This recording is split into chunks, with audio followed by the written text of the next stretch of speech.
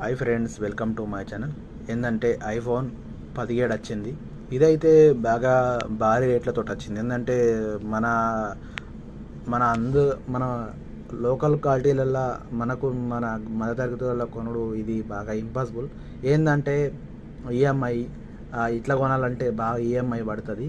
1,39,000 చిల్లర ఉంది, 1,40,000 దాకా ఉంది. ఏంటంటే మనం నార్మల్ మొబైల్ కొనడానికే వెనక ముంజెత్తాము. అదే తులం బంగారం వస్తుంది ఐఫోన్ కంటే. మధ్యతరగతులకు అర్థం చేసుకోరి, మన తాకత్ తగ్గట్టు, మన విలువ తగ్గట్టు, మన ఎవరి దగ్గర మాటలు చెప్పేందుకైతే ఐఫోన్ 17 అయితే కొనకూర్రి. ఎందుకంటే మనకు అంత లేదు స్టాండర్డు.